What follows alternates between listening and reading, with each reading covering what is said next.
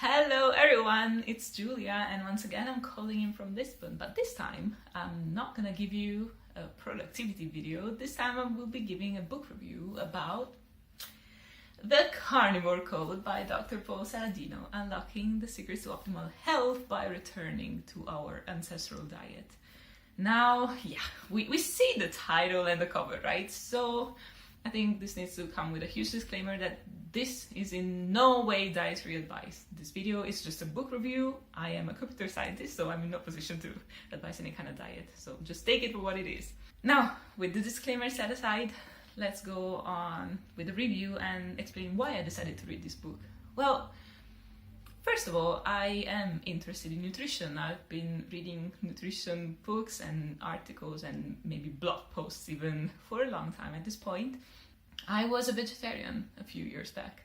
I'm not anymore because some kinds of plant-based foods really don't sit well with me and make me feel a bit worse. Like I cannot eat gluten and feel just as well. I don't eat nuts and seeds. Legumes really also affect me. So I got to the point where I was like, I think I need to reintroduce meat in my diet or I'm not gonna eat anything at this point. So coming from that, I was also interested in knowing what's the science behind this side of nutrition, because I know for a fact that there are ketogenic diets and there are carnivore diets that actually have some scientific background and are useful for some people that have certain conditions. And I was curious to know the science behind it. And it was an interesting thing and I did learn a lot about it. So in the following few minutes, maybe 10-15 minutes, I will be talking about the pros, the cons, and what this book taught me. Let's start with the pros so that you can build your trust bank on the book and the content, and then I will go on with the negatives, and in the end you can decide if it's a net positive or net negative for you, and you can maybe pick up this book next time. So let's begin. The pros. Well, first of all, the author, Paul Saladino, MD, medical doctor, so he is actually a trained professional in the field. He studied medicine, he went through residency in a psychiatry hospital, and this makes me a bit more confident, especially as a non-technical person, that he does have a background to talk about what he's talking about and to cite the literature and be up to date with what the latest medicine updates are. That's a huge thing for me because I wouldn't trust the blog post by Mr. Nobody that just claims dietary advice based on the nothingness. I am a scientist. I'm not a medical doctor, but I'm a scientist and I believe in the scientific method.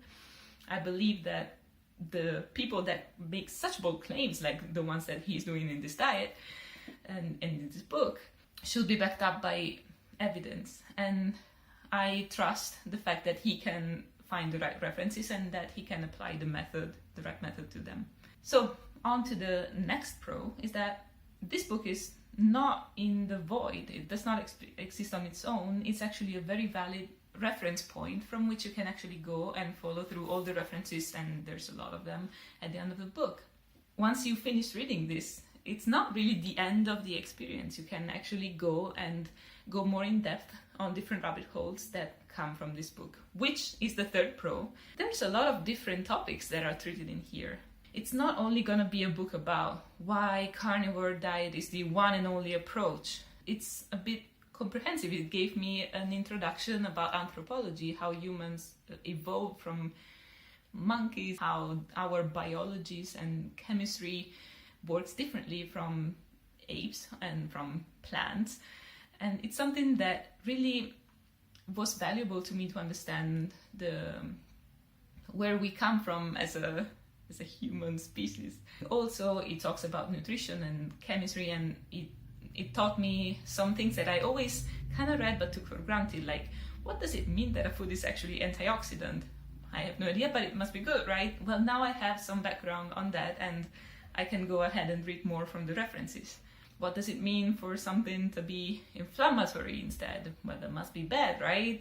I had no idea what that even meant on a biochemistry level, on a molecular level, and now I don't expect that I know everything about it by far. Like, this is just one small book, but it gave me a bit more context on that, which I didn't know before. I also can look at the fact that different plant foods have different effects on my body based on the way in which they are digested in our system.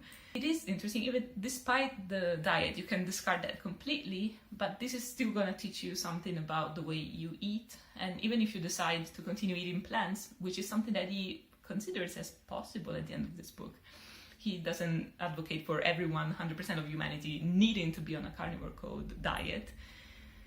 At the end of the day, you can decide, okay, this makes sense. Maybe I want to tweak my diet a little bit and do this instead of that. So just take it not as a all or nothing approach. It's not just black and white. You can just take individual suggestions and be knowledgeable about the fact, oh wow, yeah, I always have joint pain, and these foods are sometimes linked to joint pain. So maybe I can, instead of going full carnivore, maybe I can just remove spinach from my diet.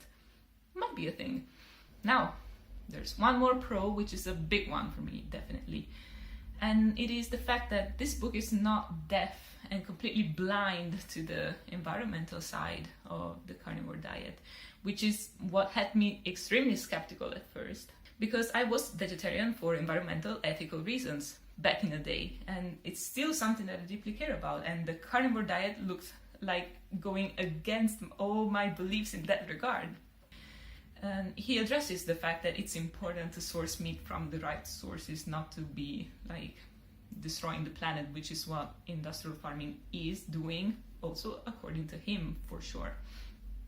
And I really appreciated that. And not only the ethical side, also the environmental side. He touched bases on the fact that actually regenerative farming and agriculture can be carbon negative and not carbon positive overall for the environment, because this kind of farming actually ends up regenerating the soil and making it more feasible for the soil to actually hold back CO2 from the air. And actually, at the end of the day, these farming systems are carbon negative and make you feel a bit better about eating meat and not destroying the planet, which was definitely my concern and is still concerning to me, despite the ethical side, which is still there. So you can expect the book not to completely disregard that aspect and instead to have quite an emphasis on the topic, which is a huge pro for me, and I appreciated the fact that I had this in the book, which is not something that can be said for many other carnivore blogs and YouTube channels, I have to say. But now, enough with the pros. Now we need to go to the cons. So, first one is that, I mean, you can see it from the book, you can see it from the cover. It does look a bit clickbaity, doesn't it? And yeah, yes, it is. So the style of communication of Paul Saladino in the book, but also in the YouTube channel, is a bit like that. He likes to be controversial, he likes to make sensational claims. And it's not necessarily a negative thing, it's only something that I would have preferred not to have in a book that I take more as a scientific read compared to just being a beach read.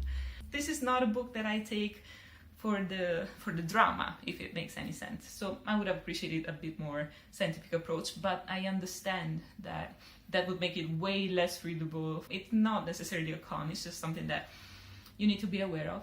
If you read this book, you can expect to have indeed a lot of science, it's in there, but also a little bit of drama. So you decide if that annoys you or not. Otherwise, it's not a huge con, it's just a minor thing, minor note. Second thing, however, is that this book was published mid-2020, so presumably, I'm guessing that it was written, this is the second edition, it was updated in 2019, I guess. I'm not sure what the timeline for book publishing is, but I guess it's 2019, so it's already 2 years old, which may be a lot for science. And in fact, if you follow Paul Saladino on YouTube, you're gonna know that compared to what he's talking about in this book, which is 100% carnivore diet is actually sustainable, now the claims are a bit different what he's making. It didn't do a complete 180, he's still mostly animal-based. All the things that he talks about from the science side are still in here and are definitely comprehensively explained. But what he's talking about now, instead of a carnivore diet, is more of an animal-based diet. That's what he calls it right now. which is still 90% of what he's talking about in here, but he also reintroduced things like honeys, things like fruit and the squash family of the vegetables and things like that. You can expect this book to be still missing something from his latest opinion and research. So maybe wait for the third edition of the book. I don't know if it's coming, or maybe watch his blog and YouTube posts to be up to date with the latest things and the latest papers that he's reviewing. But this is still a pretty solid base to start with, I would argue. So definitely don't let this discourage you if you want to read this book.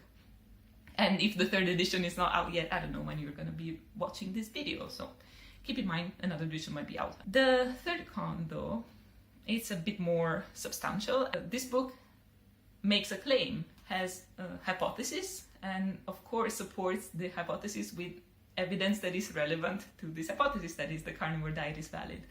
So it kind of glosses over the fact and all the existing literature of the vegan side of the claims and the diets, which is not, I think, a fault. It's not possible, I would argue, to have a comprehensive review of the complete history and research on nutrition in a single book. That would be a lot, and that would be hard to do. So, and if you want to see the other side, you should definitely be reading the books that are more advocating for a vegan diet, and that's what I intend to do, so that I can read both this and the other side of the spectrum and form like a different opinion based on whatever evidence I see from both sides. So just know that this book is biased for sure, and it's okay. Just take it for what it is. It's a side and it's an opinion. It's not the absolute truth, and I would never speak in absolutes ever. So that's my last con. So now I guess we can go on and see how this book changed my life, if it did. Yeah, I think it made some changes, actually. If you saw one of my recent videos, I did talk about the fact that I followed a 30-day elimination diet where I removed coffee, chocolate, and a bunch of other things. And this was the book that kind of inspired that, because I was already doing without a lot of things like legumes and seeds and nuts mostly. And this book also confronted me with the evidence that, you know, coffee and chocolate are also beans, and you shouldn't be eating that if this is affecting you. And I read the science and I read the effects that it has on my body, and I was like, I guess it makes sense. And I decided for once, and I was not expecting to be able to do that, to remove chocolate and coffee from my diet for a month. And now I'm trying to reintroduce them back, and I am noticing the side effects that he's talking about. It might be placebo, like, I'm not gonna lie, I'm kind of a hypochondriac, but it is also noticeable. Like, my sleep pattern is not really good right now. I wake up and I feel more tired than I did in this month when I was doing without coffee and without caffeine and chocolate. I can see a difference, and I wouldn't have been able to start it without reading this book, really. So props to that.